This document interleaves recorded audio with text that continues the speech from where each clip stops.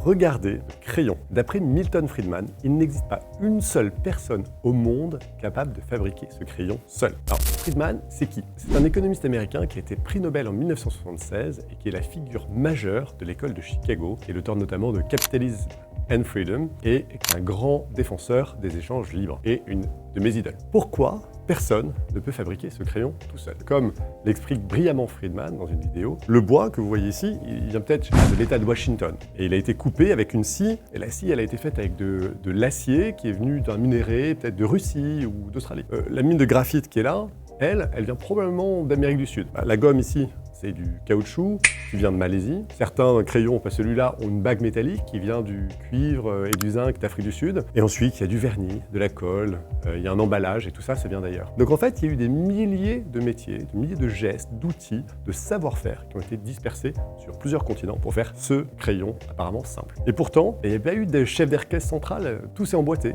Pourquoi? Parce que les prix ont transmis l'information. Chacun a répondu à des incitations locales pour gagner sa vie, améliorer son outil, saisir une opportunité. Et par la liberté d'échanger, tout cela s'est coordonné pour que, au bout de la chaîne, vous puissiez acheter un crayon bon marché avec une magnifique gomme arc-en-ciel. Et donc ça, c'est la démonstration de Friedman dans sa fameuse leçon du crayon qui a inspiré l'essai iPencil de Leonard Read. Vous le voyez donc, un objet simple, une chaîne mondiale complexe, c'est pour une conclusion limpide. Plus on laisse les gens libres d'échanger, plus on fait baisser les prix, plus on multiplie les coopérations pacifiques entre inconnus. Donc la liberté du commerce, c'est pas un slogan, c'est la condition concrète de l'abondance et souvent de la paix.